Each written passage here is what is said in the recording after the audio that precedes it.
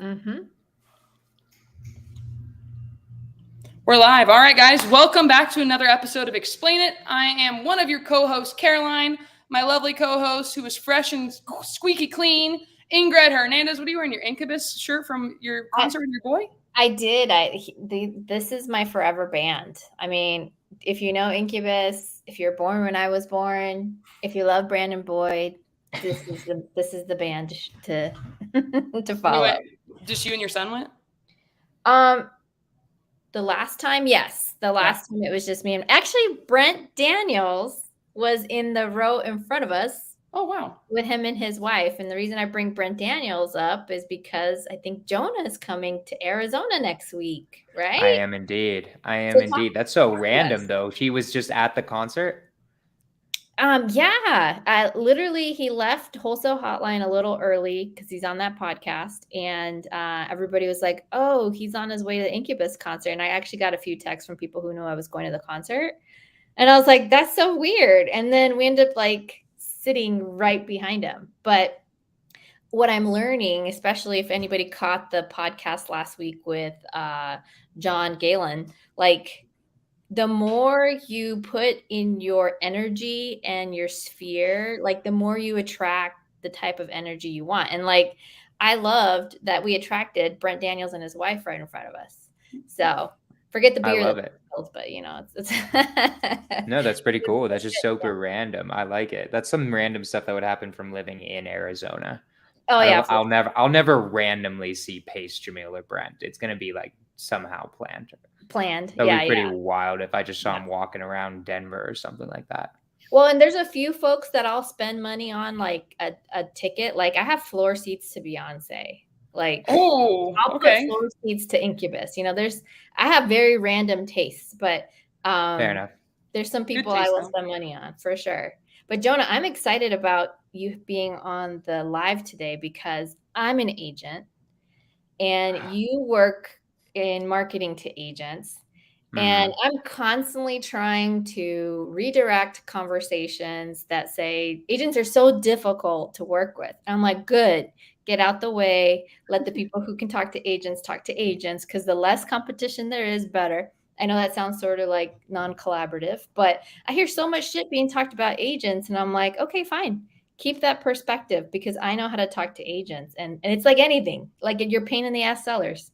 If you don't know how to talk their language, you'll never overcome objections. So, anyway, I mean, what's the alternative? I think they're way easier than sellers. I don't know. I don't think I anyone. agree.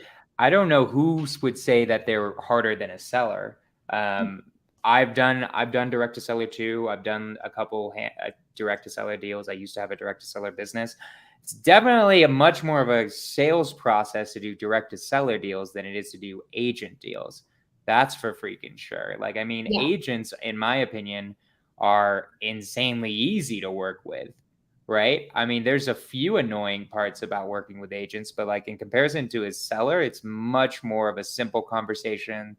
It's a B2B conversation instead of a B2C, business to business instead of a business to consumer. So it's much, much, much simpler, much more straightforward, like 100%. I definitely highly recommend agents. I think they're great. I think they're just like, I think they're a cheat code, in my How long have opinion. you been working with agents? I've technically been working with agents since I started in real estate, which was 3 years ago, but not really. I didn't really understand it until about 2 years ago. I was doing direct to seller. I had joined both Astro and Sub2. I had done direct to seller because that's what I heard from Max Maxwell before I joined any programs, right? So I started cold calling, did cold calling. I got deals that way. But eventually, what happened was, my story at least is, I joined Astro, got a direct to seller deal, 10K after the first 4 months, immediately bought Sub2 right afterwards. And I tried doing both the Astro method and the like direct to seller Sub2 stuff, right? I was trying to create two businesses at the exact same time. This is what I tell people with agents and direct to seller. They are two different businesses, in my opinion. It's a different acquisitions process. It's a different escrow process. It's a different dispositions process. Every part of the wholesale transaction is completely different. It's completely different contracts. The idea is the same, but everything realistically is completely different. So I was more or less trying to create two businesses at once. I thought I was creating one. I thought it was basically the same as doing cold calling versus texting, and it is not a different marketing method, guys. It's a different business. It's a great business. I love it. I make $60K plus per month, and we're increasing that. I just got a business partner. I don't think I've ever told either of you guys that. No. I got a new business partner literally 2 months ago. He's an Astro student. I don't know if you guys know him. His name's Tyler Wanaka, but he's bigger in Astro. He's technically a Sub2 student, but yeah, he's my new business partner. He's my new integrator, and we've been booming because of him, right? Because he was the guy I was missing. I was like dying on integrator operation stuff. What is he doing though? Are you more of the visionary and he's more of the integrator? Is it backwards? Exactly. So for everybody who doesn't know what a visionary and integrator is, like, what is he doing in your business that's helped you like take off? He's basically made all of my systems better. So everything, a business, Pace talks about this a lot. You should think of your business as a pipeline, right? Or as a conveyor belt. Yeah, conveyor belt. Thank you.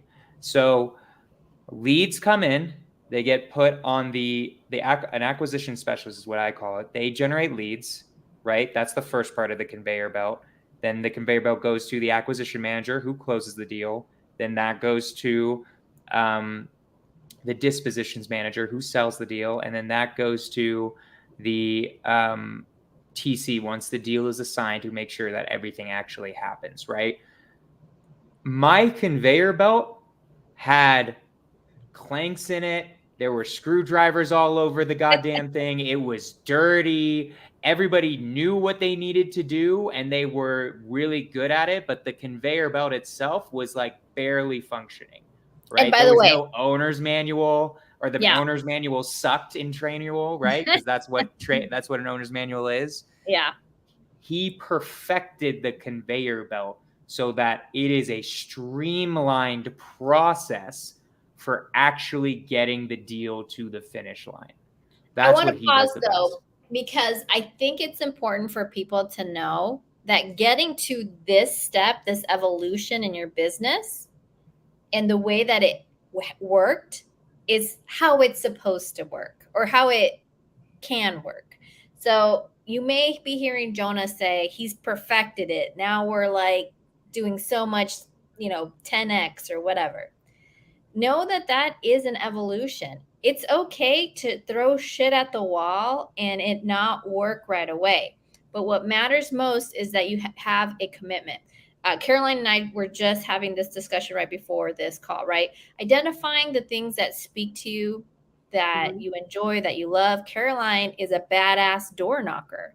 I mean, if anybody's ever been around Caroline, you understand the beautiful energy that she has. There's an attraction to Caroline because of how kind she is and how supportive she is. So door knocking, she's going to kick ass and take names, right? And it's also aligned with what she enjoys.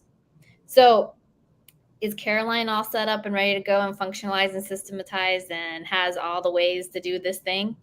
No. It's normal. It's normal to have that be your starting point. And then as you evolve, as you become a better business owner, then you can start saying, okay, what do I need to understand about this? And a really great book that everyone should read if they want to be a business owner is called The EMyth. The EMyth, I never knew what the word E stood for. Caroline, did you give me this book or was that Mark? Yeah, I got you that book. Oh, I love that book. And the E stands for entrepreneur, the entrepreneur myth. And so part of it is understanding your end game. So if you're going to start this business, understandably, you're always just looking like a half a baby step ahead. But if you have a vision and understand what the end game will look like maybe you want to franchise it, maybe you want to sell it. We had John Galan. Last Galan week. is actually how you say it. Galan is actually how you say it. That's the Galan, right way to okay. say it, but it definitely should be Galan, and I'm calling it Galan every time I talk about him. And Every single but time. he talked about, like, I know that I'm gonna make this, perfect it, and then sell it as a franchise. Like, he talked about it, and that's somebody who's already taking that book, The EMyth, and thinking about what the exit strategy looks like. What is the end game with his business? So Jonah, what I'm hearing you say is you were able to throw things at the wall, experiment on like what your expertise is, and now you get to work on what that pipeline looks at and streamline it, which is fantastic. It's a great place to be. I want to say 100%. one other thing for everybody, just so you can understand this. The door knocking, I didn't even get to go further into the conversation with Ingryd because I told her from the beginning of the year, like, I was like, I think door knocking is the way that I want to go. I want to deal with the pre-foreclosures. I had to like focus on one thing, and by focusing on the one thing, it allowed me to get a lot of success and traction because I had been closing deals over the phone. I had been doing the agent outreach. At the beginning of this podcast, Ingrid's like, I'm the one who doesn't want to work with the agents. Now, I'm not licensed. Jonah, you're not licensed either, right? No. Okay, Ingryd is licensed. Jonah's not licensed, and he's working with agents. I like agents. My sister's an agent. My aunt is the head of the Realtors Association back where I'm from. Like, agents are great, but I just connect better with homeowners, and I enjoy it more. So figure out what you guys enjoy doing, and then work it, and then focus. Follow one course until successful. Don't spread yourself thin. Try and do 30 things. It might work for some. Don't compare yourself to others. So, yes. There you go. Ingryd just threw it in the side chat so you guys can see it. The book is called The EMyth, and it's at the bottom of the screen. I wrote down the book. And like, Caroline, to your point, that's where I was trying to go with. So my story is I got my first deal in 4 months, direct to seller, but then I tried to do direct to seller and direct to agent. And then I didn't get another deal for 8 months. 8 months, guys, because I was half-assing both the businesses, right? I was trying to do all the TC work, all the dispo work, all the ACK work, and try to keep my head on my freaking body in 2 businesses at the same time, no employees, right? So I just did both wrong because guess what doesn't work? When you're supposed to do 50 calls to sellers or 50 calls to agents, you know what? It doesn't work where you do 25 to agents and 25 to sellers. That just equals 0 all around. That's how it works. So like, going to your point, whatever you do choose, stick to it until you're ready to start another business. Like, if you feel like you're ready to start flipping as well as wholesaling, but want to do more wholesaling, that's when I would say add a direct to seller or add a direct to agent if you really want to go down that route. Although, honestly, I don't see the point. Once you've got one down, I don't really see the point of doing another. I don't think I'm ever going to start a direct to seller business personally, just because there's other things I'd rather do. I'm making a ton of money from the direct to agent. My business partner was also a micro flipping genius. Like, he was really good at relating to wholesalers. So just explain what micro flipping is for the people. It's where you as a wholesaler, you relate really well to an acquisition wholesaler, a direct to seller wholesaler, somebody like Caroline. You're like, Caroline, I'm great in this market. I've got tons of buyers, tons of people I know that I can sell your deal like this. Like snapping. I can't snap. But thank you. Jesus, that was perfect. That's why you guys have a podcast together. Nice. Oh my God. Yeah. That was great. Then what I do is I'm like, hey, Jonah, I have deals. Can you help me find a buyer for this? I need a buyer for this deal because I don't want to keep it. Yes, exactly. And then what I do after that is I find somebody, let's say Ingryd, who has 3,000 buyers, has been doing this for 4 or 5 years. I'm like, hey, Ingryd, I got this great deal. You want to take a look at it? And she's like, oh my God, I can dispo that in a second. And then what you do is you tack on $5K or something like that. All you did is you were the connector between wholesalers, and you don't really need any of your own buyers. You don't need any of your own agents. You just need to know the wholesalers and then like patty cake it around, or like, what's it called? Hot potato the deal, basically. I think it's a great method if you're if you need 5K now, like today, because with micro flipping, you could know very little and actually get 5K very, very, very quickly. That's what I like about micro flipping. There are other things I don't like about as much about micro flipping, but my partner likes. It is a networking game, so it's I can more predictably predict revenue, at least so far, with agents and sellers than I can with wholesalers. And wholesalers are also notoriously just bad at knowing what the hell is going on around them, generally speaking.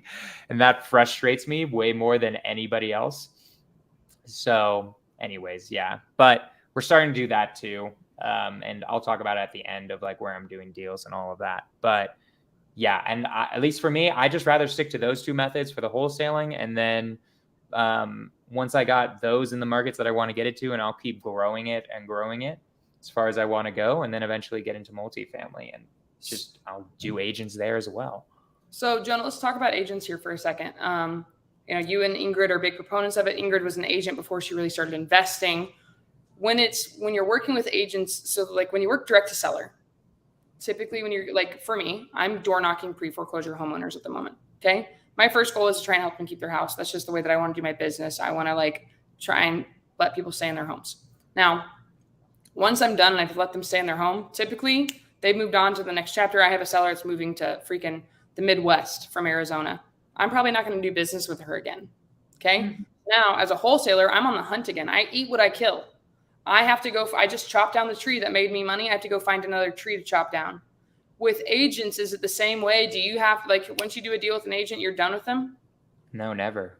That's one of the dopest things about working with agents is that you will, if you do it right, and you're actually coming from a place of gratitude, a place of like actually trying to give an abundance and making sure that that agent is taken care of, that agent will keep bringing you deals for the rest of your life. I have 2 or 3.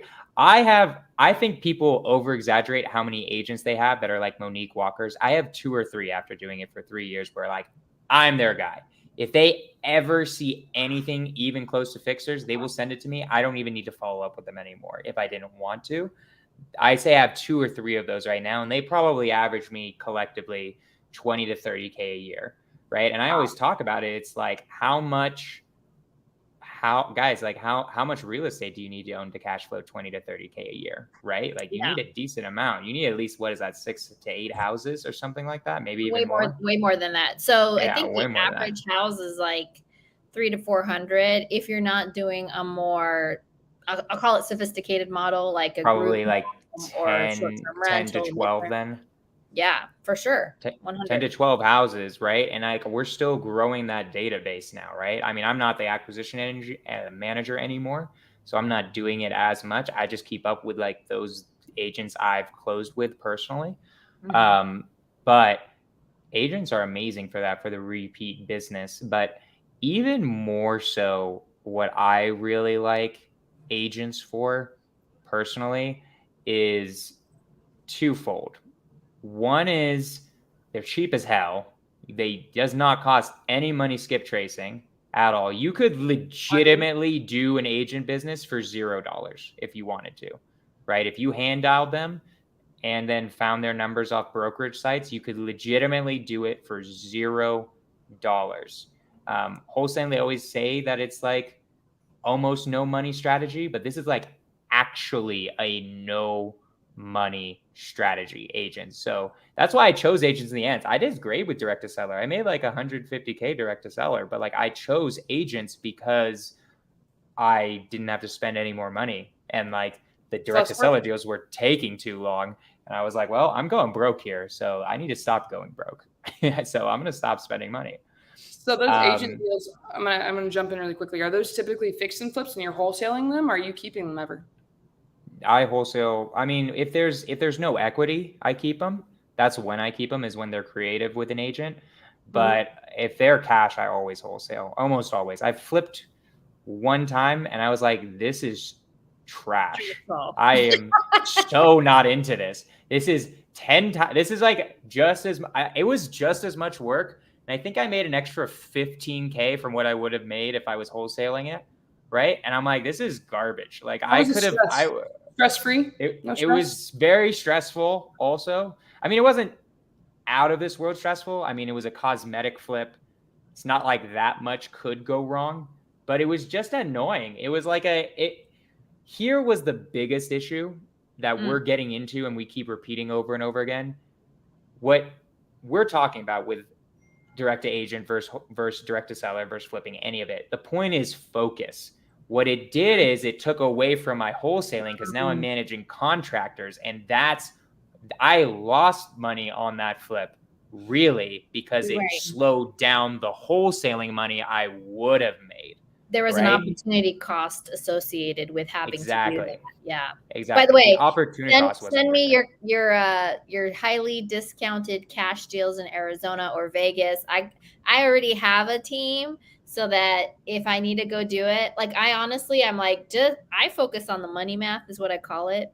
But if you have really trusted project managers and you have really trusted like subs, like here's my budget, don't go over that budget.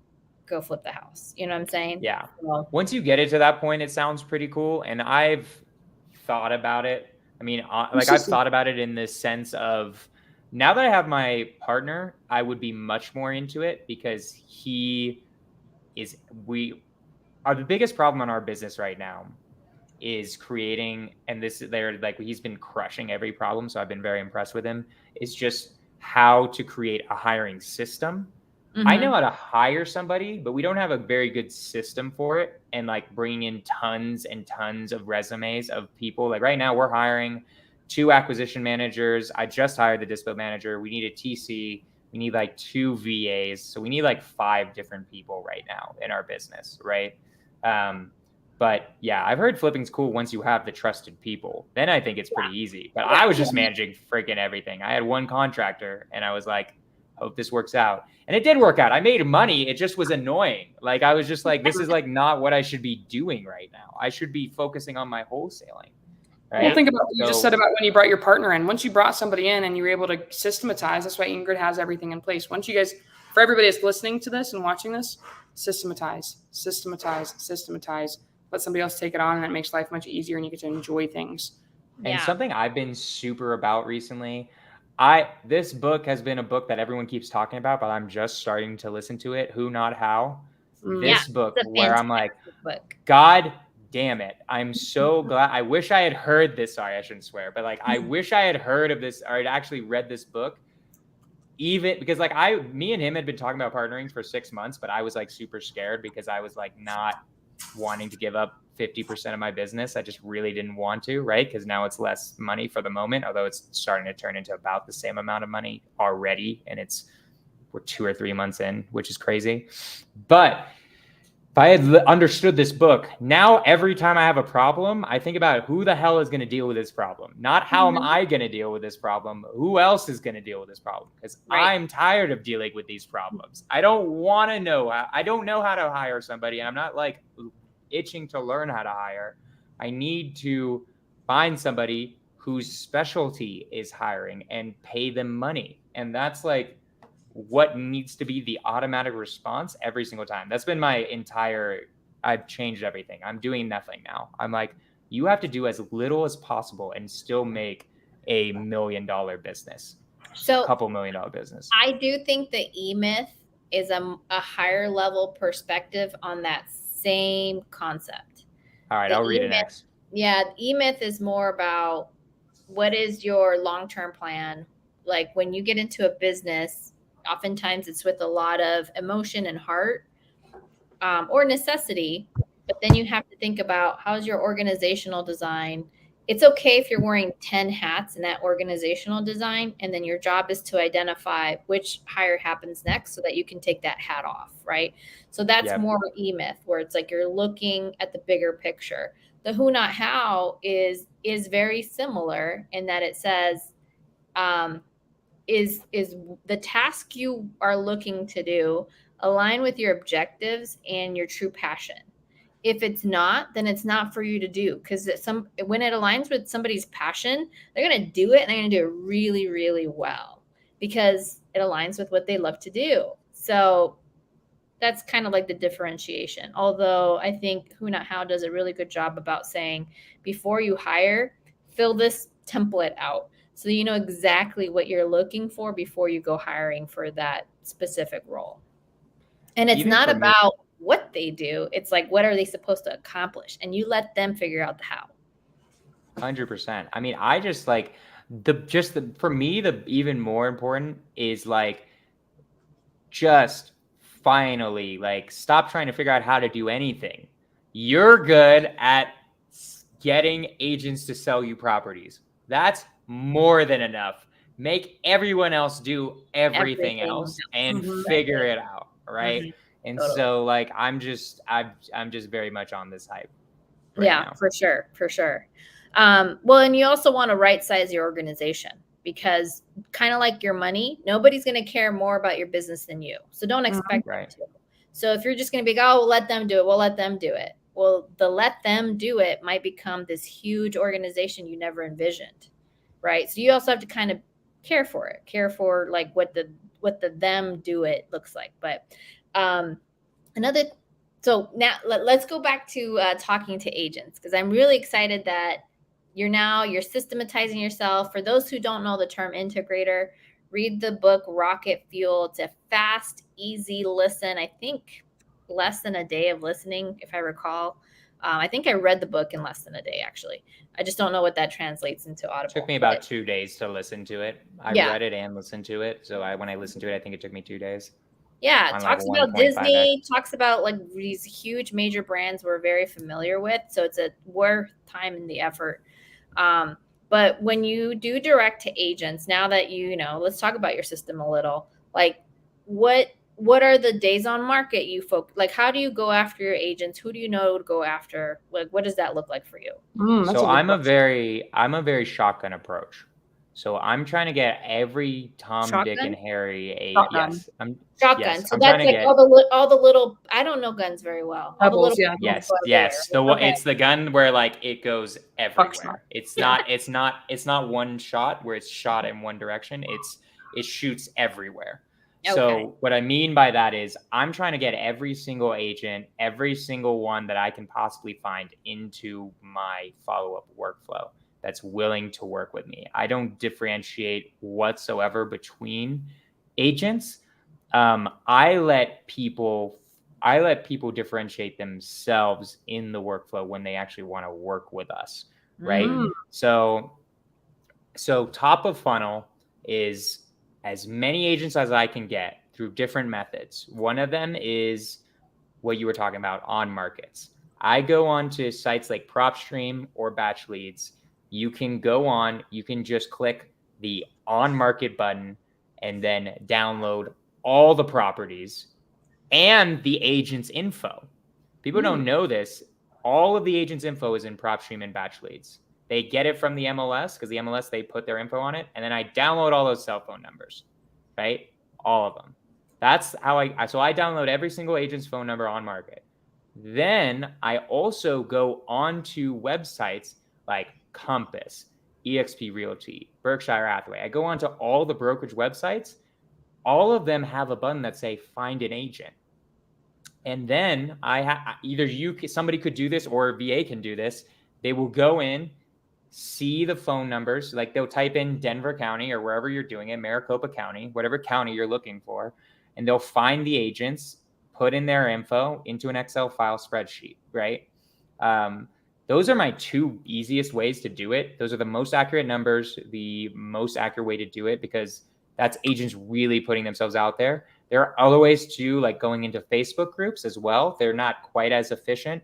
LinkedIn works as well. We do that as well. It's just not as efficient as those first two methods. Those first two methods are great.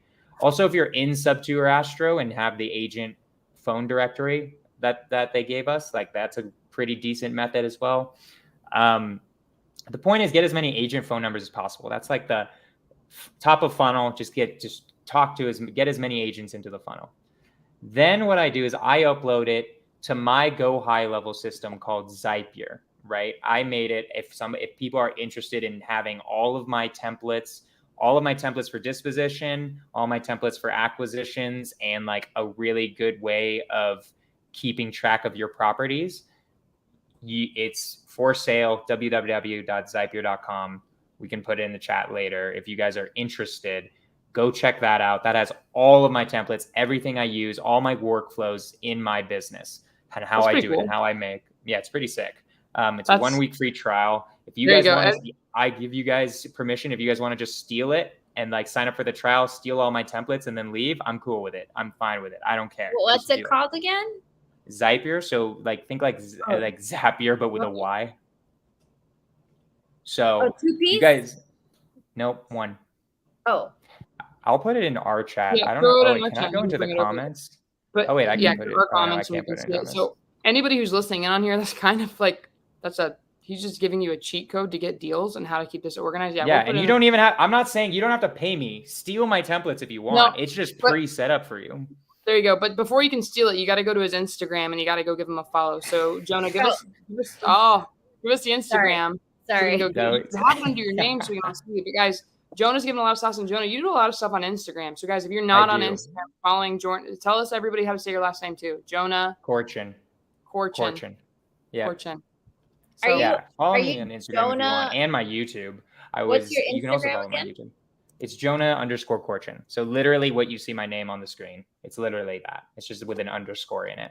And then you can also look up my name on YouTube and you'll find my YouTube. You'll find my podcast, Scorch the Fears, which Ingryd's been on, and Caroline, I need to get you on there. I've just been it's just my fault. Like that's just been getting busy with a bunch of stuff. But yeah, I try to stay on social media. You guys should definitely follow on Instagram if you just want free knowledge about different things. I'm posting stuff constantly about deals I'm doing and stuff like that. YouTube, I'm starting to make way more actual YouTube videos instead of just the podcast too. So there's a lot of cool stuff coming there. But yeah, anyways, that's what I have to plug for sure. No, I was talking about the pipeline though. I was talking about the actual pipeline. So anywho, get a list of all the phone numbers. Then I upload that to my CRM, Zapier, right? Upload it there. And then that system will automatically text people, will text the agents my 3-text script, which I'll give you guys for free. I gotta find it, but I'll drop that sauce for you guys for free. Snap. Right now, if I gotta. Is it gluten-free sauce? No, if you want it to be. I mean, if you want to be gluten-free sauce, but I'll give that to you guys right now. Actually, here's what I'm gonna do. Follow me on Instagram, DM me, and then I'll give it to you. That's why they should DM you sauce. DM me the word sauce, guys. DM me the word sauce, and then remind me why you're DMing me the word sauce, because I'm probably gonna forget. and then I will give you the 3-text script that I use to get agents. It's pretty freaking clever, to be honest. Like it's much different. I will give the first one out now just because I really like it. And it's this. It's basically like, hey, my name is Jonah. I'm in the market to buy a property in Denver County. I need a realtor. Are you a realtor who finds properties in this county? That gets a lot of agents to respond.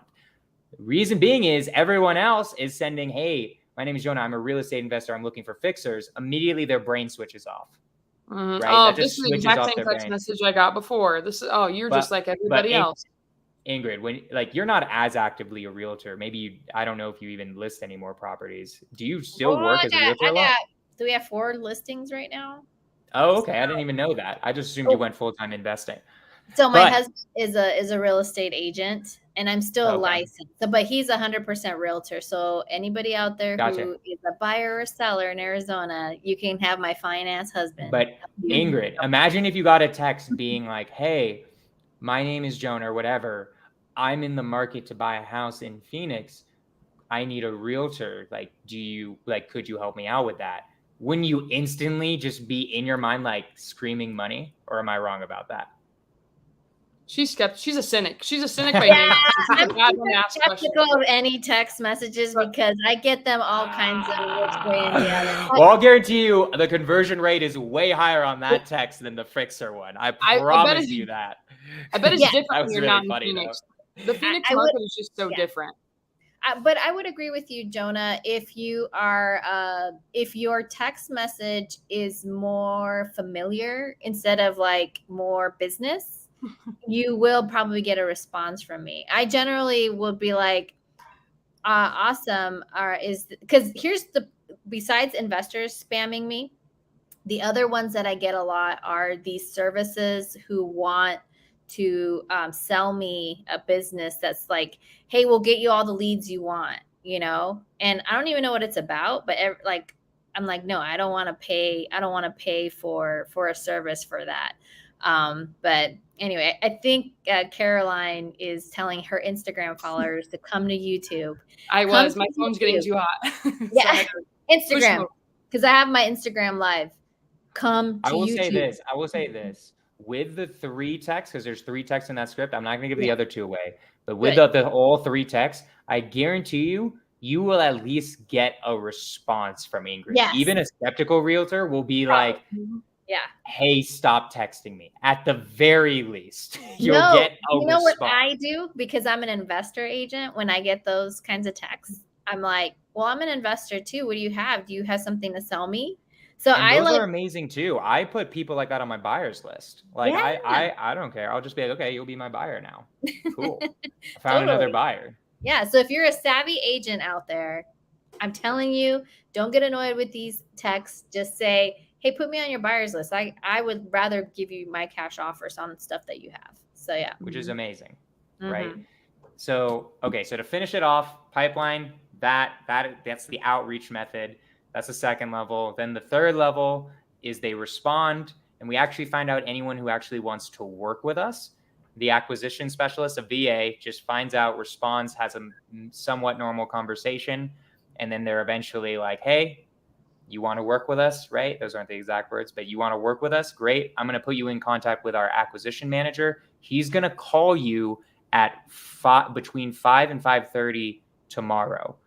Now, the reason why I say that is it's really important to actually set up a time if you're going to start passing off. I mean, this is like once you've scaled and like you're passing off. I mean, it's very different if it's just you doing it. If it's just you, then it's whatever. Just call them there, right? Like it's whatever. But like I've noticed that it's a lot better to actually give them like a time block, right? And they'll tell you if they can't do it. They'll either say great or they'll say, no, I can't do that time. I need to do this or whatever.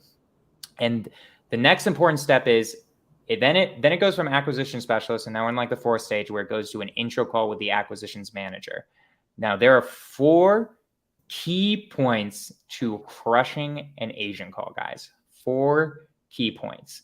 Let me go through all 4 that you need to hit. However you want to hit it, you don't have to say it in my words, but there are 4 key points that will make you crush every single intro call. Number 1 is introduce yourself. Be like, hey, my name is Jonah. I'm a real estate investor. You'd be shocked. I'm going to throw it in. We're not shocked. People come up to me in Caroline, especially at masterminds. They're like, hey, we hang out. We follow you. Blah, blah, I feel like I know you already. And I'm like, what's your name? Who are you? Yeah. So introduce yourself, say who you are, and say you're a real estate investor in your market. And then what I do, this isn't as important, but it'll be like, hey, my name is Jonah. I'm a real estate investor in NorCal, right? The second thing, this is like a bonus one, actually. I could add this as a 5th point, but I like doing this, is checking in and being like, you're a realtor in blah, blah, blah county, right? That does a few things. That 1, you're showing that hopefully you know something about them. And 2, you're double checking that this realtor is like not like in the county, right? Like, I mean, mistakes are made sometimes. So like maybe they are like in, like I'm doing, I don't know, you're looking for Maricopa County and they're a realtor in Delaware, right? You never know. Random stuff happens, right? Or there's bad data and you just want to end it right there so you're not wasting their time or your time, right? And then 2 is my tool in the tool belt line. Now, all of my acquisition managers tell me it's corny and they don't like saying it. So I let them say it in their way, but I'm going to say the full line. I'm going to explain what I'm doing and what parts you need to hit. So my line is, my name is Jonah. I'm a real estate investor. What I do better than anybody else is I solve sellers' problems. That's what I do. That's why I started this business. So if you ever know about anything like pre-foreclosures, tax liens, no equity, any seller problem whatsoever, whatever it might be, my goal is to be the tool in your tool belt that you use to solve that problem and get you your commission. Yeah. Now, here's what's good about this line. You're doing several different things here in like 2 sentences. You're 1, saying you actually have a business model, right? Like, you're not just a random fix and flipper. You have a business model. 2, you have heart. You're showing your morals. You're showing your character in this line. You're showing that that's what you focus on. You're not just looking for a deal. Like Ingryd, how many texts do you get every week? Give a guess. Like, I bet We're hundreds. looking for a next fix and flip. Like, that's what they're focused on. Mm-hmm. Like, how many do you get? Probably like 10 to 100. I don't know actually how many. I actually have no idea how many agents receive. I probably get 10 to 20 texts minimum a week. 10 to 20 texts minimum. How are you going to differentiate yourselves, guys? You have to show that you're looking for the bunnies, that you're actually a problem solver, that you have something that other people don't. Stevie Brown would like for you to restate that sentence. If you give the sauce. Give the sauce. Okay, I'll do it again. And I'll do it slowly. Okay. And vibrantly.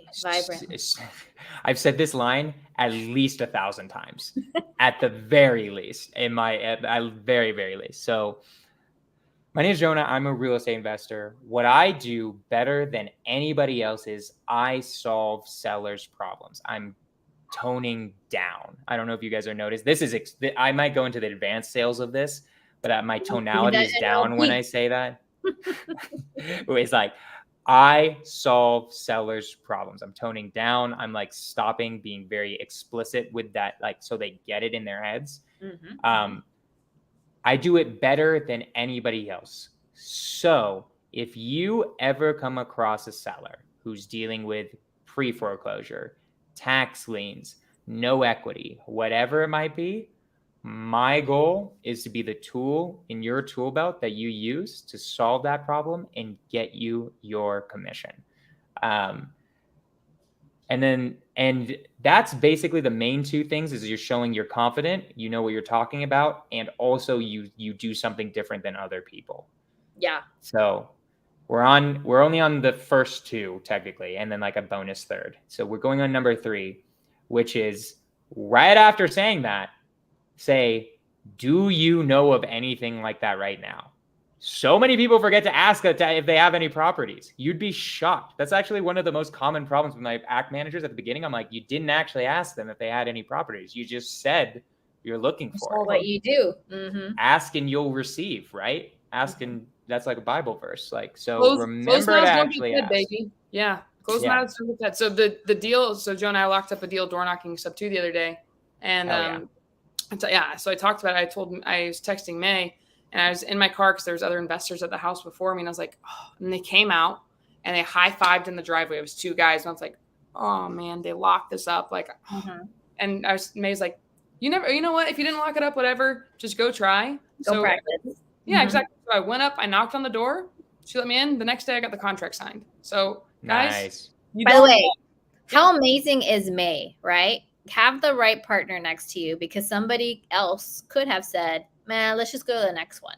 Mm-hmm. Right? Yeah, 100%. So that's really the beautiful thing about May. She's been really great cheerleader and like really eating up this like wholesaling business, because it's great. It can have payoffs if you're committed to it, for sure. Mm-hmm. Yeah, you gotta have the right circle. So I was late. We had a date night, so she was at home when that happened. So I was like, I'm just gonna go see, and I was gone for 2 hours. I'm sorry. So then we went to sushi. But anyways, guys, closed mouths don't get fed. So remember that if you take anything away from this, goes into when you text people and you get the wrong phone number. When you guys saw me cold calling the list that Ingryd and I had, I got somebody, nope, not my address. Well, do you have any properties you're considering selling?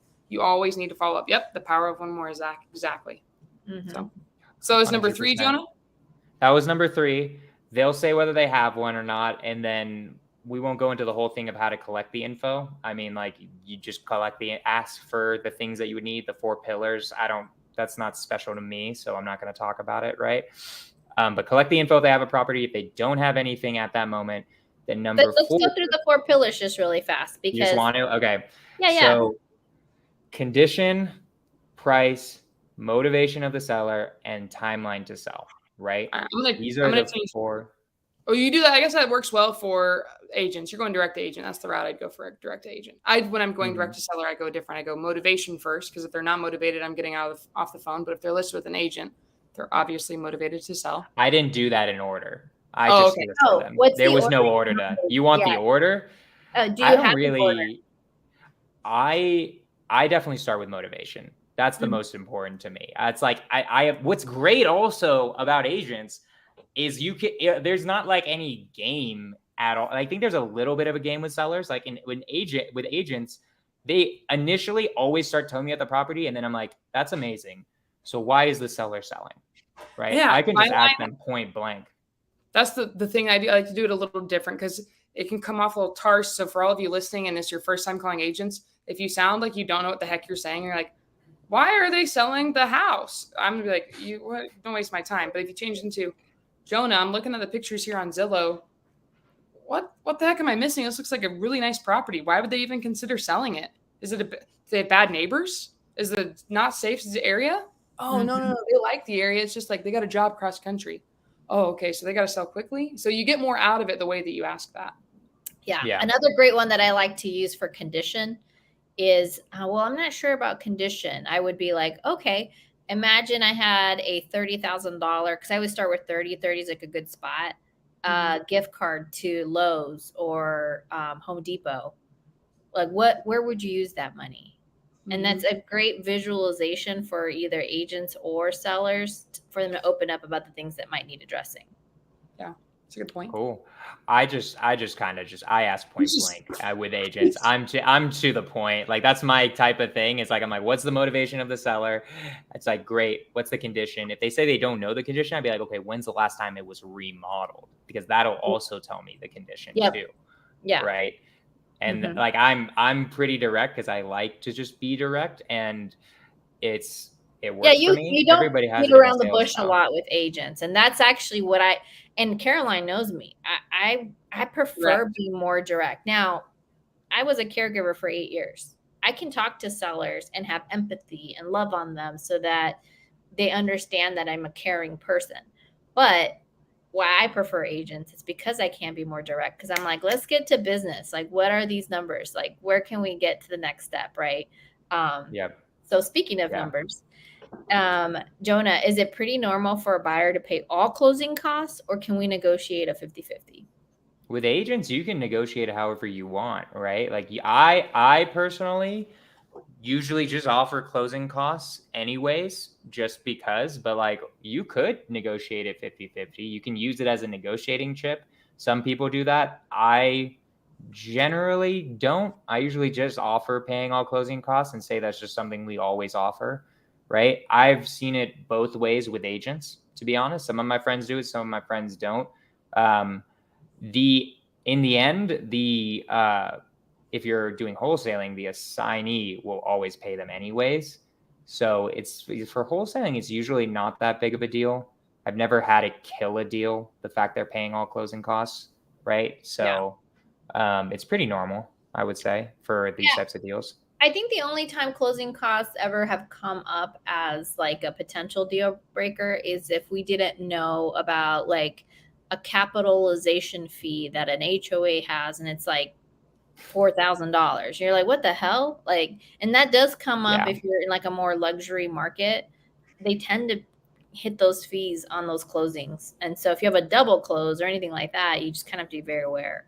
So if it's a double close, it's a bigger issue for you as a wholesaler, because then you're paying the first set of closing costs. It'll reduce your fees a lot. So wait, hold on. Before we get to these questions, let me finish the 4 points. Yeah, I never finished the 4 points. Oh, my bad. I'm down to answer questions, but let me get no worries. Anywho, just get the information for the property, and then here's the final point. So, and I'm going to review the points because we've been going to a bunch of places. Not saying we won't. I'm down to answer questions. Just 4th point. End it with extreme gratitude. I always tell everyone to do this. Trust me. Oh my God. The only 2 people in existence I know who actually get gratitude all the time are Jamil and Pace. Everyone else gets gratitude very, very rarely, in my opinion, just through life. So if you end it and you're the guy who's just like, anyways, thank you so much for taking my call. I truly appreciate it. I cannot wait to get a deal with you. That sounds small and insignificant. I guarantee you it's much bigger than you think it is. It's huge. That's the final one. That's a good one. And I'll say this, when I was calling agents, so I did a lot last year with agents, specifically in Georgia. I got an agent to offer to be a private money lender for me because I did such good rapport building. So agents are people too, guys. And if you did not catch earlier, you're a person, Ingryd. I'm a person. You have a soul. But just remember, agents are that tree. They're the giving tree. If you take care of that agent and you water them, they're not going to forget about you. It's the same thing if you go out with wholesalers, but this specific podcast is about Jonah and how he's made. How much do you think you've made in assignments since you started working with agents? 3 years. At least probably like $1,100,000 over 3 years. Yeah, 1.1. What were you doing before? What was your job? Oh, I was a Peace Corps volunteer. The most I'd ever made in a year was $5,000. A lot of money. Okay, you guys. By the way, that's funny just because of the differentiate. I thank you for. Oh, it's a huge difference. Yeah, thank you for putting that service. Like that's literally a service work, So yeah. No, that was a great. Just keep that in mind, guys. It's the giving tree, and you're getting reciprocity when you help out, and also who doesn't trust an agent? Most people go to agents for things. So they're going to bring you all of these off-market opportunities, and you have no cost of marketing. So agent is a great way to do the outreach. Just figure out what you guys enjoy. All right, go ahead, Ingryd. What's this question? Wait, hold on. I just want to recap. Let me recap the 4 points just in case just because I feel like we separated it. So I'm just going to do it real quick. I'm going to run through it and then let's go to the questions. Dale. Actually introduce yourself. Ask them if they're actually a realtor in your market. Use my tool in the tool belt line. Do you actually have any properties right now?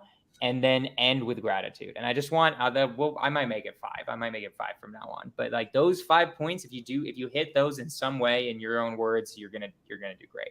So now we can go to questions. This is the agent pitch. This is why you're on this podcast right now. He went over the 5 points. If you missed them, I want you to rewatch because you'll be able to rewind this podcast because Caroline, Jonah, and I, these are all recording. So this is why we spend so much time explaining it. Yeah. So, and it doesn't hurt to listen to things until you comprehend them and share this with somebody and help. We're doing this episode for free. We got Jonah in here taking time away from when he could be I already told Ingryd, she's what's your plan for the day? As soon as we're done with this, I have to go hit somebody up in Northern Phoenix. We have plans. So please guys, this is a bonus that we're doing because we wanted these resources when we got started investing. So go holler at Jonah. Tell him how great his beard looks, and you wish you could. He's single, ready to mingle. Appreciate run your fingers through his hair. True. Okay, holler at him on Instagram. You hear what he's making a month. Ingryd is taken, okay, and her husband is fine, so stay away. Taken too. So, but Jonah is single, and guys, we give out so much extra. I answer people all the time. I know I'm going through my Instagram messages. Jonah, I know you do. Ingryd, we have emails and stuff. So, guys, please give some value. Now, Jonah, you got all of the points on that? I got everything. I'll stop interrupting. We're good with questions. No, I love it. We can get a little ADD up in here. So it's all good. Okay, good. All right, go ahead, Ingryd. Read this off for us. So, Jonah, how do you approach credibility with agents if you're just starting out? And I'm going to put a caveat that you're not a licensed person because I'm going to give a little tip on that. Well, what you do is you borrow credibility. If you have no credibility, you haven't done any deals, what you do is if you're in Phoenix, you hit up Caroline or Ingryd. If you're in Denver or NorCal, you hit up me and what part of use Denver? Our credibility. I mean, I do all of Colorado. You're only doing Denver?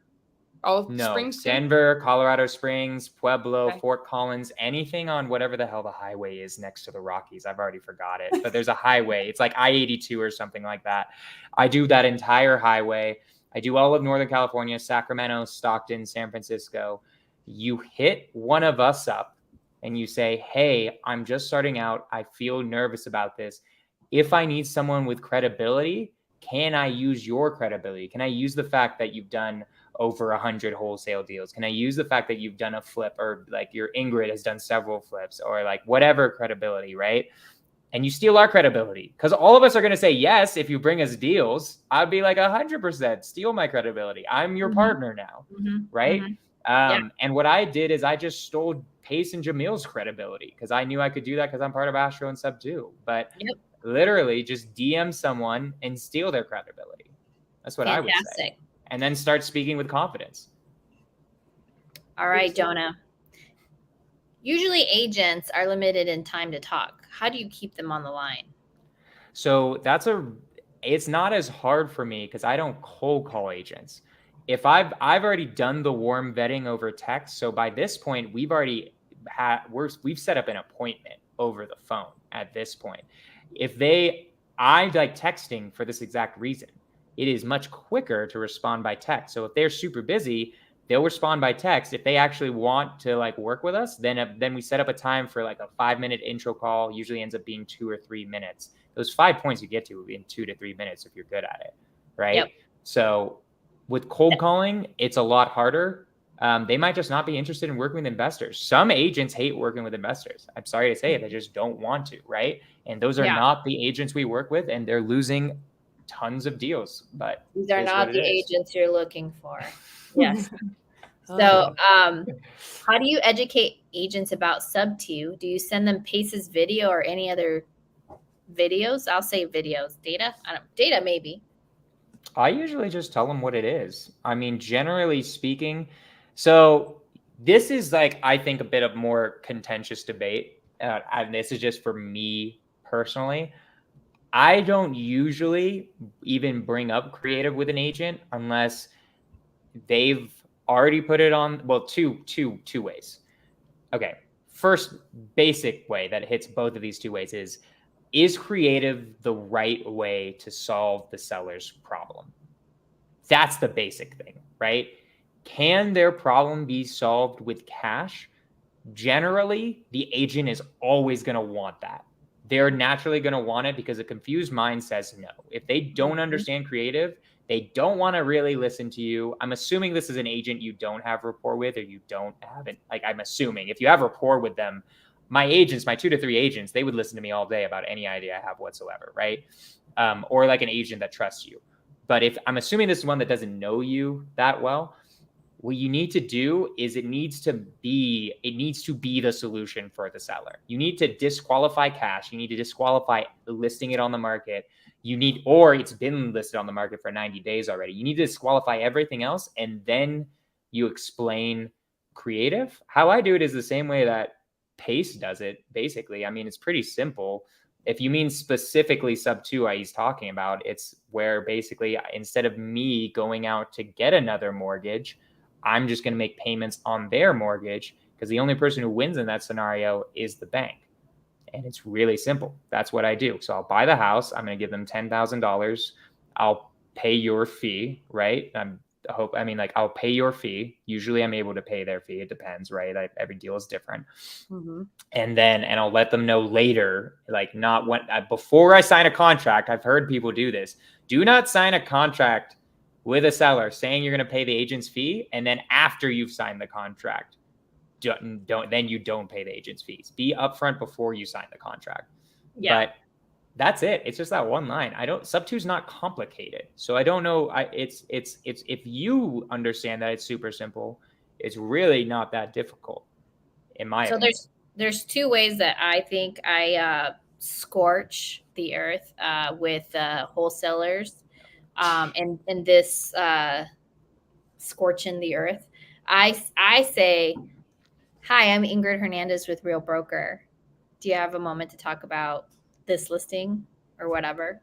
And right away, I'm already way more credible than all the other wholesalers. So if I get this question almost daily, should I go get my license, right? Should I go? And whether you get it or whether you're not, know that I'm using it against you if you're a wholesaler, because I have instant credibility when I'm on the phone with agents. And that's just the truth. Like, they will talk to me because I am a licensed agent. You know what I've been through, girl. We've been in the trenches. Yeah, we're in the trenches, man. We're children. We know what this is like, for sure. Love it. And then the other part about Sub2, because there are brokers who, and including my own, who will not let you represent, right? That means you have fiduciary responsibility over the buyer or the seller. They will not let you represent on a creative deal, because one thing that people need to be aware of with creative deals, brokers have a 15-year timeline that if somebody's not satisfied with that creative deal that was made and that broker was representative, they can come back and get sued. So because of that risk, if you're representing the buyer or seller as their agents, meaning there is fiduciary responsibility, kind of like an attorney, I am representing this buyer, I am representing this client, right? The best thing you can do in that scenario is say, hey, don't worry, I can still get you paid. And you use referral fees instead of commission. And they love referral fees because most brokers will not make them split their referral fees. So here's a gem. If you are working with agents, pay them referral fees instead of commissions. That's what I do with my sub-2s. I pay them a referral fee. Sometimes they won't, but like it's weird. Certain agents won't even take that. Some agents are like, nope, doesn't count. I'm just not going to get paid. That happened with my last sub-2 deal. I'm like, well, tell them to come join. I'm not gonna fight you to pay you. Tell them to come to Real Broker. That's the brokerage I'm aligned with. And in my downline, every Tuesday we do a mastermind call, except yesterday because it was a holiday. And we talk about these deals. We talk about how do we make money through hedge funds and wholesales and creatives. And that's really where I prioritize people who are agents and want to know more about how to do more deals. So just a little plug, because there's ways around everything. If you don't know, then you're not asking enough questions or talking to enough people. Mm-hmm. No. Ingryd, if people want to know more about Real, how can they find that easily? You can go to my Instagram, in my bio. Go to her Instagram profile, and there's a link on the bottom of her profile. It's like Linktree, and you guys can see it up there in the bio. Yeah. All right. So we put it in the side chat. Make sure you're giving them referral fees. There's some secret sauce. Jonah, I think if you guys are still, we have over 65 people on here live right now. If you guys are getting any value, could you throw in the side chat maybe a fire or whatever the heck your biggest takeaway was? And I'm going to give you guys some homework before I ask Jonah his final question, and he can, if you guys have any questions on here. What I want you to do is I want you to think, what was the big, one takeaway from here? One takeaway that you got from today's podcast. And I want you to go to Jonah's Instagram, and I want you to find the top picture up there. And I want you to tell him how good he looks and your takeaway, and thank him for coming on here, because he's going to give you, if you message him sauce, remember, if you message him the word sauce, he'll give you his 3 conversation starters with the agents to do deals with them. Working with agents, there's no startup fee. Okay. I'm also not paying anything for my pre-foreclosure stuff, but if you find data that's free, it's free, and it's all uphill from here. Okay. I mean, downhill from here. It's easy. Okay. Not having to trudge uphill or go through Havasu Pie 22 miles on your own. It's going to be much to get the helicopter out. So that's a dig at Ingryd. Jonah. Ingryd just went to Havasu and got to see the most beautiful place in the state. Love it. Awesome. Share your takeaways. And I say this because it's psychologically proven. If you write down what you've learned, you will retain it more. If you guys are starting to get investing, if you're looking for your first deal, this is how you do things. Learn and apply. So bringing it home, Jonah, the question I like to ask everybody, and Ingryd might have a question for you, but if there's any more in the side chat, this is mine. If you could go back at any point in your life and talk to yourself for 2 minutes, you have 2 minutes only, when would you go back and what would you say to yourself?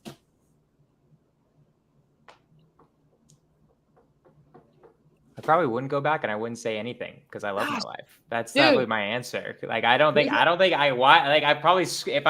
might accidentally screw up what's happening. So maybe, if anything, I would have said partner up earlier for me and my story. But also at the same time, I don't think I would have chosen the right partner and done it right until I did it just like a month and a half ago. So really, the answer is no. I don't think there's anything that I would have changed. I'm fucking killing it.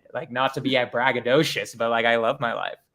Yeah, and you've learned through trial and error. I think that's the bit. John Galan has said that. The last few people we've had have said that they wouldn't go back. So I'm happy to hear there are things that I wish I did differently, or I would be cool to have done differently. It would have been cool to start with agents earlier. Maybe I would have even made more money, but in the end, who knows? Maybe I would have done that and then immediately and then I would have been going to an agent deal randomly that I wouldn't have been already going to, and then gotten hit by a car. You literally never know with life. So I wouldn't change anything. I'd rather, I'm having a pretty goddamn good life. So it's cool. I love it.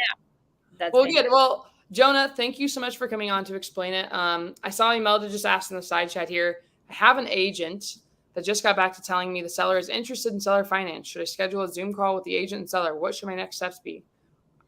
Messaging. First thing to do Go ahead. is to call them and find out what is the motivation of the seller. I don't care if the seller is interested in seller financing. Why are they selling, right? There are plenty of sellers who are interested in seller financing, but then they want 50% down or something like that, right? Like there's plenty of those, and those are not ideal scenarios. You can Morby method them. Those are incredibly hard to do with interest rates how they are right now. I don't know how, like I know Ingryd's done a few, so she probably can talk more than I can on it. But every time I do the math, I'm like, if any part of this is 7% interest, this isn't going to work, right? Like it's just not. And I'm underwriting to like 8 right now. Right. So literally, I would 100% like find out the motivation and find out everything about the property before doing a Zoom call and going into the whole process of explaining seller financing. You got to figure out first, like what is happening there, because we're problem solvers. That's what we do. Like all of you if you're good at real estate investing and acquiring properties, that's what you're actually doing, whether you think about it or not. The question is like, if you're doing it, the most effective people are solving problems in every single business. So the question is, where's the problem? That's what you got to start with. That's the biggest one. Always motivation, guys. Motivation. All right, Ingryd, I'm gonna let you sign us out here. All right. Well, thank you everybody for joining us. Thank you for Jonah for spitting so much game. We're going to have you back because I feel like we just started scratching the surface, even though it was so much. Like literally, you can take everything what Jonah just said and go build a business right now. So Easily. Are you going to go and hundreds take of action? thousands. Are you going to go and take action? Right on. So thank you, Jonah. We are so blessed. Go follow him on Instagram. Jonah_Korchin. Follow him on YouTube. Subscribe to his content. Also, Jonah Korchin, right? Yep. Everything's just my name. If you're interested in Zapier, if you were interested in like getting all the sauce literally, and like, again, you guys can just steal all my templates if you want. Just sign up for free on the free trial. And then if you actually just want all the processes, you can get that. It's like $100 a month or something. But 100%, guys, I want to thank both of you for having me on, by the way, too. It is not lost on me. You could have so many different guests, so many different Sub2 people that you guys know. Caroline, I know you're part of Astro too, but like you could have so many other people on. I feel blessed to be one of the people that was invited on pretty, like, when did you guys start this podcast? Beginning of the year. Beginning of the year. So within the first 6 months, that's pretty solid. I feel appreciated. So thank you guys for putting me on, and I appreciate you both. And I'll see you both next week. We should hang out when I'm in Phoenix. Absolutely. Yeah. Are you here, Ingryd? I'm supposed to go to California, so I don't know when he's going to be here. Oh, rats. All right, we'll have to do something. But I wanted to say this, Jonah. Thank you for being selfish and figuring your stuff out so you could be successful, so we could learn from you. Like Ingryd, same. Everybody. No, I'm serious. I say this because like I tried to do too many things. You tried to do 2 businesses at once. So everybody, if you're listening to this, it's okay to be selfish and try and figure stuff out so you can be in a position where you can help other people. Being selfish is a way at the beginning. You can't pour from an empty cup. So you made sure that your cup was full before you were able to give back. And I hope you all take something away from here. So I'm selfishly going to ask you, if you've not liked and subscribed to this YouTube channel, do it. Help us out. Help us beat the algorithm.